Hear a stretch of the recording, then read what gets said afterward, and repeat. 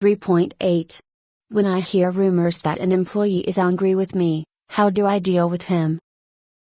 Seek out the person and ask him or her about the rumor. If the individual denies the rumor, there is nothing more you can do. On the other hand, if the person acknowledges that he or she is angry with something you said or did, then you need to get the person to elucidate.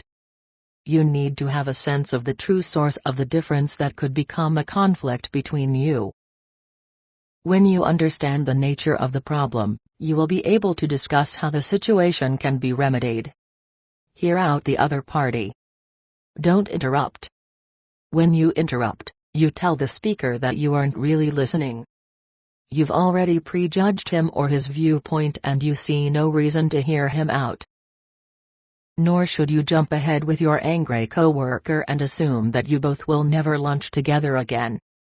Paraphrase what you heard. Ask the person if you are accurate in understanding his complaint. Show a willingness to understand.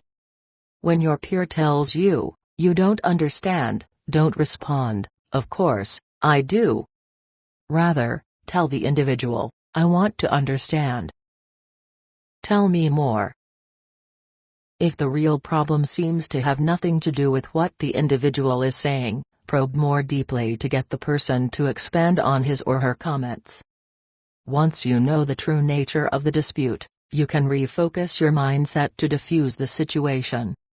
It's not you versus the other person but rather you trying to come to grips with a difference that needs to be resolved in order for a positive relationship with the other person to resume.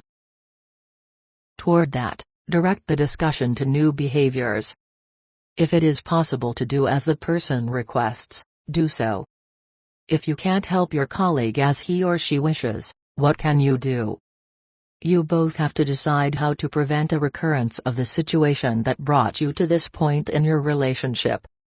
You might also want to apologize if you find that you were in the wrong. If the upset is due to an omission or commission on your part, admit your mistake and ask, "What can I do to make it up to you?" If you agree to your colleague's request, keep your promise. Each time you promise but then fail to do as you offered, you'll lose a little of the respect of others, until you will have none left.